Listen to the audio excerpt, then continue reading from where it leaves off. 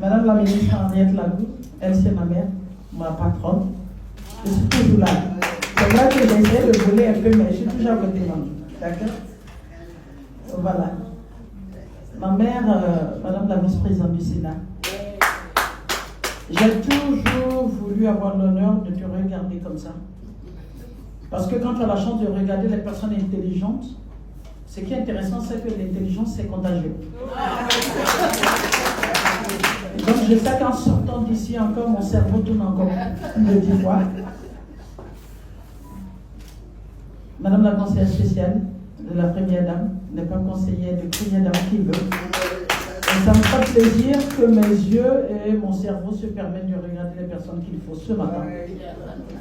Et ma grande sœur du cœur, l'honorable Maria. Je ne sais pas comment tu fais pour avoir toute cette énergie, mais je sais qu'il y a Dieu dedans. Et puis, Madame Plicheri Bali, grande dame. On a eu à échanger un moment, et ça me fait plaisir de savoir qu'il y a des femmes qui sont plus des filles, qui sont des vraies femmes. Et, chers experts, tout à l'heure, ces femmes auront l'opportunité d'apprendre. Et j'ai toujours dit que la meilleure façon de servir son mindset, c'est d'apprendre. Le savoir, c'est une science. Et pour maîtriser la science, il faut se former. Et à chaque fois que vous aurez l'occasion d'avoir quelqu'un qui vous dit « Venez vous former, courez ». C'est comme si c'était des sacs de diamants qu'on vous donne.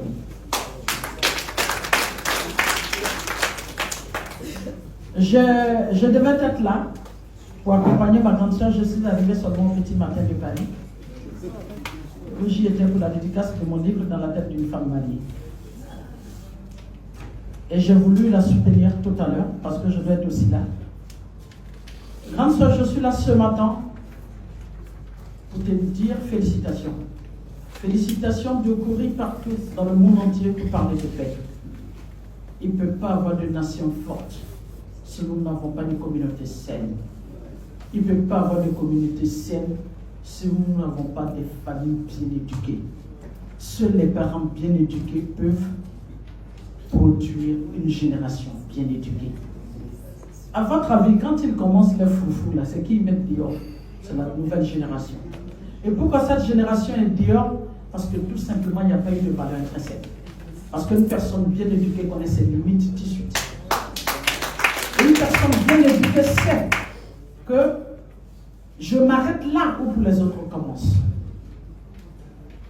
Une chose est de vouloir la paix. Est-ce qu'on est source de paix nous-mêmes? On ne peut pas parler de paix. Est-ce que nous-mêmes nous sommes source de paix? Tout à l'heure, vous avez déjà commencé à aller sur le terrain. Vous allez rencontrer des familles brisées. Un père violent qui a violenté une femme ne peut que produire qu'un enfant violent. Et seul l'enfant violent peut se mettre dans la rue avec des armes blanches ou bien des armes qu'il faut pour créer des troubles. Seule une personne violente, on peut utiliser seule une personne violente pour aller à la violence. Mais une personne qui connaît ses limites, qui a été bien éduquée, te dira tout de suite, moi je ne me permets pas ça. Mon père ne m'a pas appris ça. Ma mère ne m'a pas appris ça. Et une femme qui a mal, une femme qui est brisée, on ne donne que ce qu'on a. Il suffit qu'elle fasse un transfert par Bluetooth par un enfant de sa souffrance, qu'il y ait un enfant violent en face de vous. Que chaque femme, à partir de cet instant, se pose la question: est-ce que j'ai la paix? Est-ce que j'ai un bien-être? La paix commence par vous-même d'abord. Est-ce que j'ai pardonné à celui qui m'a divorcé? Est-ce que j'ai pardonné à celui-là même qui m'a rappelé que je ne suis rien, que je ne serai rien, que je n'apporterai rien? Si ce n'est pas le cas, commencez déjà par cette salle à renouveler d'abord vos intentions. Ne permettez à personne d'avoir le droit de souffrance et de bonheur sur votre vie.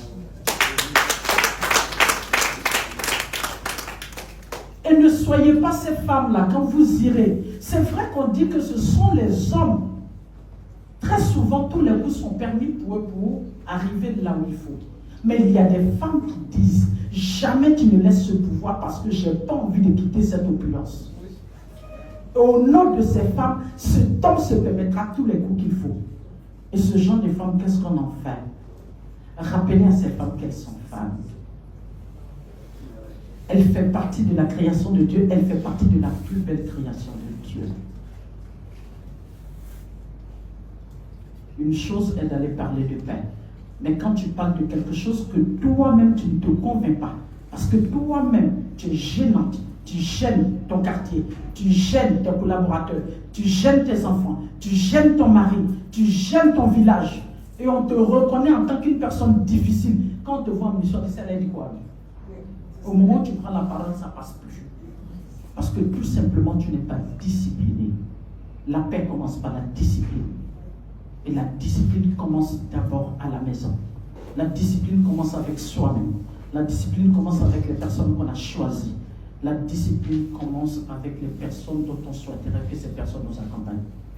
Chères femmes, je veux que vous répétiez avec moi. Je suis paix. Je suis paix. Ensemble, je suis paix.